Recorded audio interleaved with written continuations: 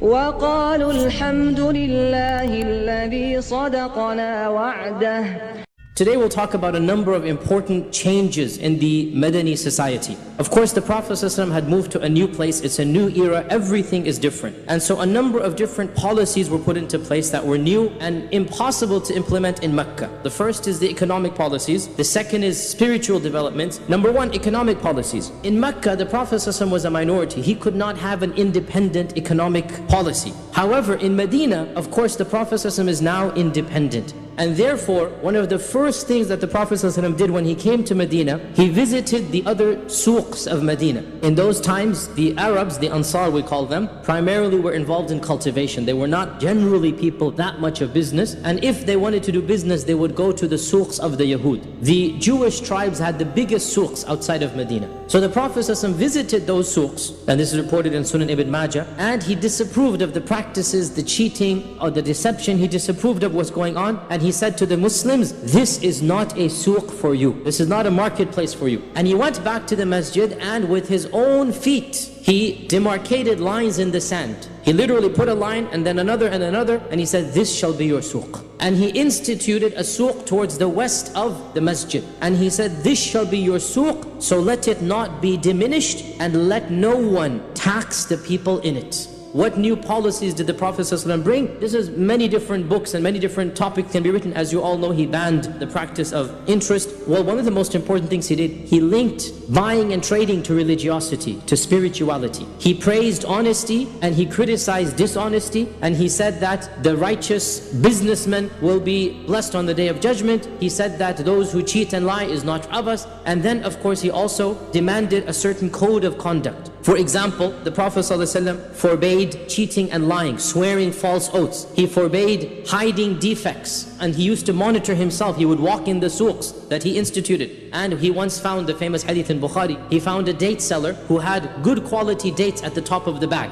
But the Prophet ﷺ knew, Jibreel told him what's inside. He put his hand inside and he pulled out rotting dates. Because he wanted to sell the bag, and the bag, the top of the dates has the fresh dates, right? So he says, buy the bag for 10 dinars, whatever. So he's going to close the bag and then sell it. But the bottom of the bag was rotting or not good quality. And the Prophet ﷺ said to him, whoever cheats us is not of us. So he forbade even something that sounds so innocent, but there's a wisdom behind this. He forbade anybody living in Medina to act as an agent for a Bedouin who comes. Let the Bedouin go to the market and buy and sell himself. Why? Because when you have an agent who lives in the city, he will know the ins and outs, and he will inflate or deflate, and he's going to play the game. Whereas the Bedouin will go and he's going to give fair price. What do I want for my product? So the Prophet ﷺ forbade a Madani living in Medina to be the simsar, or the agent or the middleman for the one coming from outside. Let the man come and sell on his own, right? Because he knows this is one of the biggest tactics or tricks, that you don't know anything, and so the middleman gets a big cut and the poor Bedouin will get nothing. And subhanAllah, look at how modern economics works, is that most of the profit, so much profit goes to people who don't do much, but they simply have the cunningness, right?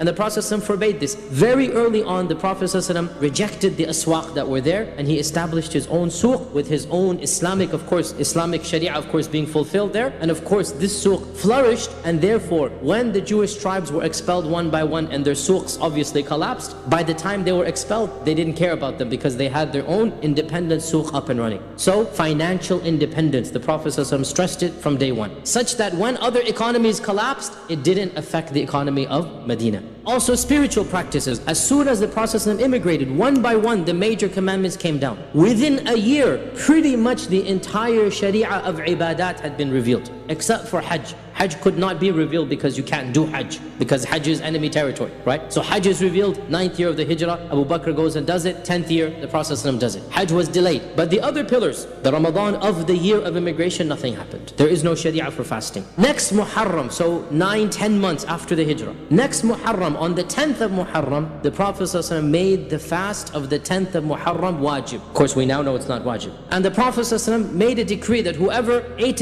breakfast in the morning, let him not eat for the rest of the day. Today is going to be wajib to fast. So the first obligatory fast was the stepping stone, one day only. Let them get used to it. Then that Ramadan of the second year, that Ramadan, Allah Azza wa Jalla revealed in the Quran, Surah Al-Baqarah, the verse that we recite, right? شَهْرُ رَمَضَانَ الَّذِي أُنزِلَ فِي الْقُرْآنِ فَمَنْ شَهِدَ مِنْكُمُ الشَّهْرَ فَلْيَصُمْهُ. Whoever is present in the month, i.e. he's not traveling, then he should fast that month, right? And some scholars say even the first Ramadan was encouraged. Allah knows best, but it wasn't made wajib for sure. By unanimous consensus, it was made wajib the second year of the Hijrah, right? And at that point in time, the 10th of Muharram became Sunnah. In Ramadan, Zakatul Fitr is revealed. And Zakatul Fitr, as you know, is the easier of the zakat. This zakat is just a food, right? One person's food, which is a happy meal or something like this that you get. Whatever as an average meal you can get it, right? You give it to a person. This is what the Zakatul Fitr is. Again, to make them used to the concept of zakat. Within a few months, the same year, zakat came down. Zakatul Mal, right? So from Zakatul Fitr, then Zakatul Mal, right? So they're getting used to it. And obviously, at this point in time, of course, the basic rulings of the Salah are now perfected. The Prophet said, pray as you have seen me pray. In Mecca, all of the Salah were 2 rak'at. We said when he moved to Medina, then Dhuhr and Asr and Maghrib and Isha were all extended, and only Fajr remained 2 rak'at. How you do it, how you do Tahara, how you do Wudu, the laws of Janaba and Ghusl, all of this came down within these first 2 years, i.e. by the time the second Ramadan finishes, all of these laws have been ordained. But again, realize a lot is happening in Medina.